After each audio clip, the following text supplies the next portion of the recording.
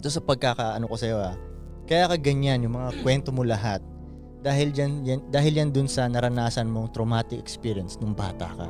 Yung kunento mo ko ganina. Doon talaga siya nagsimula. So na-damage ka.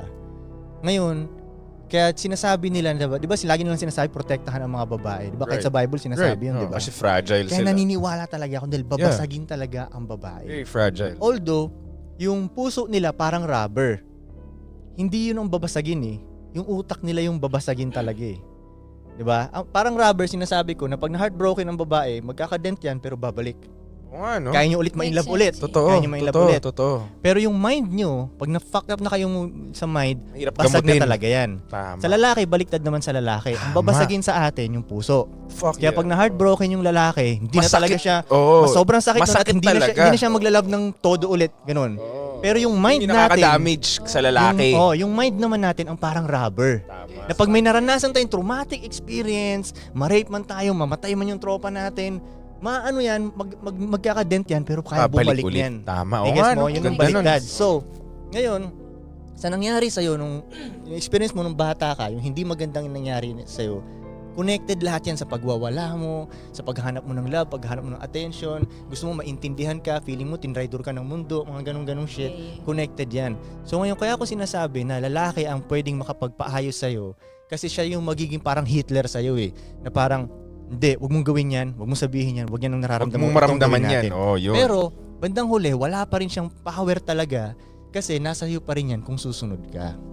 Nigets mo? Kaya kahit ako ang ilagay sa buhay mo na sobrang stricto ko, di ba? Mas stricto pa si Budoy nga sa akin eh. Kunyari, siya ang ilagay sa buhay mo na parang Hitler talaga yun siya. Bandang huli, ikaw pa rin ang magde-decide kung susunod ka. So, let's say, sa paniniwala mo, mali si Budoy, hindi ko susundin yan. E di sinunod mo pa rin yung sarili mo. Na sa history naman, mali-mali ka mag-decide sa history.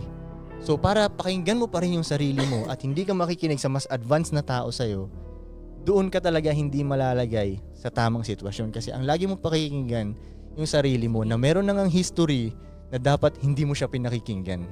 Kumbaga, ang ngayon, ang chance mo na lang talaga is parang pangit siya pakinggan. Pero sumunod sa lalaki. Parang maging robot ka lang na hindi ko na susundin tong sinasabi ng utak ko.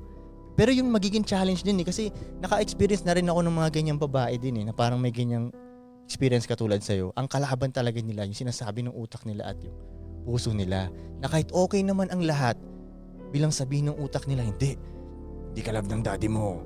Ano-anong iniisip mo? Tinan mo, hindi ka paborito ng daddy mo. Ganyan, bla, hindi ka maganda. Ganun, kahit ganun, sabihan siya na hindi ka maganda. So, nafa-fuck up siya doon. Ganun. Yun ang resulta pag yung babae nabasag na. Nagiging ganun na, unstable siya. Kaya, naniniwala talaga ako na ang babae kailangan talagang protektahan dahil babasagin nga sila eh. Kaya kunyari magkakaanak ako ng babae, yun talaga ang gagawin ko. Ilalayo ko siya sa mga traumatic experience, ilalayo ko siya sa mga toxic niyang kilala o anuman, ilalayo ko siya sa good environment. Yun lang ang chance eh. Lahat ng babaeng kilala kong saltik-saltik, lagi silang may pinagdaanan sa nakaraan nila na hindi maganda. Kumbaga traumatic response yun. Yes. Lahat naman ng lalaking kilala kong successful, meron silang pinagdaanan na traumatic experience. 'Di ba? Dahil doon sila naging malakas, astig, tumalino. Yun. Kaya kailangan protektahan kayong mga babae dahil babasagin nga kayo. So kung nabasag man sila, nabasag na ako, ano ang gagawin nila? Sumunod na nga lang talaga. Yun na lang ang choice. Yun na lang, kasi yun talaga eh. Pero sa tamang lalaki. Yun yung catch dun. sa tamang lalaki. Yun yung Kasi catch dun. Maling lalaki, pwedeng gamitin yung kahinaan nila eh. Yun na nakakatakot. Tingis mo, may maraming abusadong Lalo pang lalaki. madadamage, kawawa. Lalo silang madadamage. Tama. Yun, medyo, kumbaga battle ang pinagdadaanan ng mga katulad niya. Ganun, gera sa sarili. Actually, more on sarili nga. Hindi talaga, minsan feeling mo ang kalaban mo yung mundo, di ba? Yeah. Pero yung sarili mo talaga dun eh.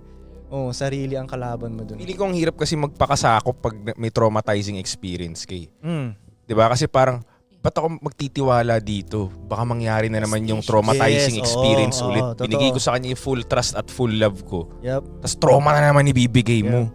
Kaya natatakot tuloy sila alam mo yun, magbigay ng emotions nila. Magpasakop dun sa lalaki, magtiwala dun sa lalaki. Ayaw nilang sumunod. Ang susundin pa rin nila yung decision nila na ginagawa nung damage na tao. Mhm.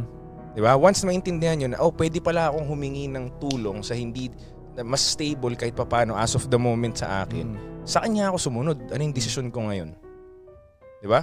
Natural instinct din naman ng babae sumunod sa tamang lalaki. Pag alam yung tama yung sinabi sa inyo, wala naman kayo sinasabi talaga, di ba? Di ba? Pero pag may nararamdaman kayo na parang, ba't ko kailangan sundin to? Lahat ng sasabihin niya sa inyo, kukontrahin niya. Pero pag tama yung lalaki, kahit anong sabihin niya, parang kahit di nyo naiintindihan, okay. Kasi may tiwala kayo sa kanya, may respect kayo sa kanya, may track record siyang maganda, napakita niya sa inyo, disiplinado siya sa buhay niya, inaayos niya yung life niya, hindi ka ba makikinig dun? At kaya ko rin sinasabi na lalaki at hindi babae kasi mas Hitler talaga ang lalaki. Igaganon niya talaga sa iyo, hindi itong gagawin mo. Na hindi kayang gawin ng kapwa babae. Ito lang hirap niyan sa babae. Alam mo, bilib na bilib nga ako sa mga nanay na napalaki nila yung lalaki, yung anak nilang lalaki na maangas eh. Kasi isipin nyo to sobrang hirap sa nanay na magpigil ng emosyon na gawing baby yung boys nila. Isipin mo kung gaano kahirap yun. Di ba instinct ng nanay yun na alagaan, baby boy, kiss-kiss niya, di ba? Pero yung mga nanay na nagpigil gawin yun, pinalaki niya maangas yung anak. Bawal yung lola ko, bawal magpayong yung tatay ko eh. Pambabae yan, iho, di ka pwede magpayong, pabasa ka dyan. Alam mo yun? Kung para makaya niyang gawin yun, hirap nun. Kilala ko lola ko, mahal na mahal niya yung tatay ko eh. Kaya bilib ako sa mga nanay na gano'n na inaalis nila yung priority nila talaga out of yun yung selfless love na kahit hindi maramdaman ng anak niya right now na mahal siya nung nanay, in the long run, magiging tunay na lalaki yung anak. Which is yun ang nangyayari sa mga tatay.